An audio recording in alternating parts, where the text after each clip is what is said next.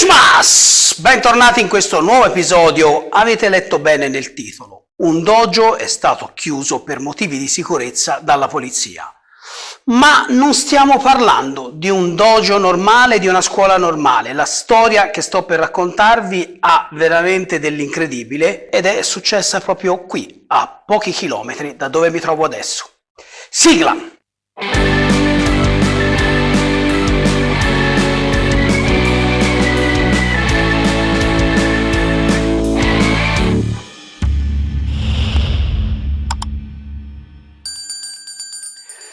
Bentornati sul mio canale, io mi chiamo Lorenzo, sono un maestro di karate, kobudo e jiu-jitsu giapponese. Questo è il mio canale dove ogni venerdì potrai vedere un nuovo video senza mai essere interrotto dalla pubblicità. Il canale infatti non è monetizzato, non c'è bisogno di sottoscrivere nessun abbonamento, il canale è 100% gratuito, fatto da un amante delle arti marziali per tutti voi amanti delle arti marziali. Se vuoi aiutarmi a portare avanti questo progetto di parlare delle arti marziali nel modo più serio e degno che meritano, puoi farlo semplicemente iscrivendoti al canale, attivando la campanellina per non perdere nessuno dei miei video, condividi i miei video, lascia like, ma soprattutto lasciami un commento, perché io leggo e rispondo a tutti i vostri commenti.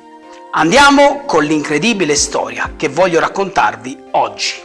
La culla del karate in Italia nasce proprio qui, a Firenze, a pochi chilometri da dove mi trovo adesso. Un marinaio, Vladimiro Malatesti, è il primo maestro di karate in Italia. Proveniva dalla box, dove negli anni 20 aveva portato a segno molte vittorie.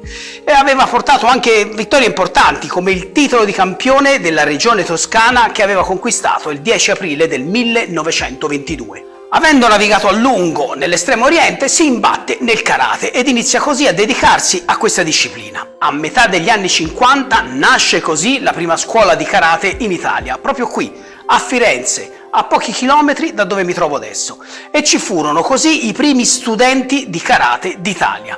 Per riuscire a portare avanti le conoscenze del karate, che a quel tempo non era facile, i praticanti di quel periodo si autotassarono e raccolsero i soldi necessari per mandare il loro maestro Malatesti in Francia. Grazie ad alcuni contatti che Vladimiro aveva a Parigi, riuscì a portare al Kodokan di Firenze, così si chiamava la scuola, ad insegnare karate al suo gruppo, sia per alcuni fine settimana che poi per periodi più lunghi, un praticante avanzato del club Mochizuki di Parigi. Il maestro in questione era niente meno che Edmond Voyer, che a quei tempi era addirittura all'interno della Federazione Arti Marziali Europea, ricoprendo una carica importante. Edmond Voyer aveva anche praticato karate con il famoso maestro Mochizuki dal 1950 al 1953. Il maestro propose agli allievi italiani di Malatesti di seguirlo poi in Francia per continuare a praticare karate, ma purtroppo per loro i viaggi a quel tempo non erano ancora così alla portata di tutti e dovettero rinunciare a questo progetto. Nel 1958 però vennero formate le prime cinture nere di karate d'Italia. Fu questo personaggio a rilasciare, infatti nell'ottobre del 1958, fu proprio Edmond Voyer a rilasciare il diploma di cintura nera a quel piccolo gruppo di pionieri che si era avvicinato al karate. Nella foto che vi mostro possiamo vedere da sinistra in piedi Bettoni Enrico, Vladimiro Malatesti, appunto il maestro, Emilio Brogi, e poi in ginocchio da sinistra Dino Piccini, Alfredo Picchi e Pierluigi Campolmi, che sono ufficialmente le prime cinture nere d'Italia in una foto impressa del 1958. A testimoniare la consegna delle cinture nere è direttamente il racconto di uno di questi ragazzi che parla di una cerimonia che fu organizzata in forma riservata all'aperto e si svolse a San Miniato a Monte, praticamente un'altura vicino al piazzale Michelangelo. Insomma, una vera e propria cerimonia del cambio di cintura ufficiale. A questo evento si interessò anche la stampa, che pubblicò un articolo con una foto storica, una foto che ritraeva le prime cinture nere d'Italia, ma ci fu un dettaglio che presto metterà nei guai i ragazzi del karate. Il giornale realizzò un titolo d'effetto definendo questi ragazzi 7 uomini che possono uccidere.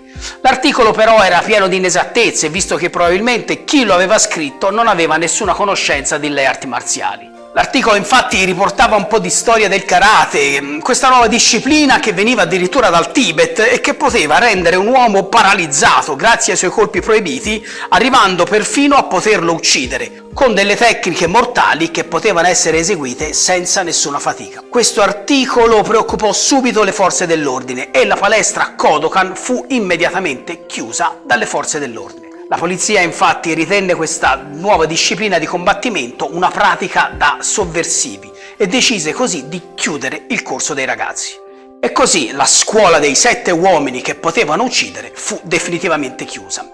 In realtà, ed eventualmente poi ne avessero avuto anche l'intenzione, i sovversivi erano solo 6, infatti nella foto sono riportate 7 persone, ma uno era il giornalista stesso che si era fatto l'autoscatto insieme a questi ragazzi e si era infiltrato nella foto e poi aveva pubblicato l'articolo con appunto i 7 uomini che possono uccidere. Forse pensava di rifarsi un po' ai 7 samurai del film di Kurosawa, magari in quelle poche ore che aveva passato con i ragazzi per scrivere l'articolo si era già sentito anche lui un praticante di karate. La chiusura della scuola fece molto discutere anche tutta la cittadinanza, addirittura arrivarono a circolare delle voci che la scuola era stata chiusa perché un uomo era morto dopo aver subito un colpo di karate durante una lezione.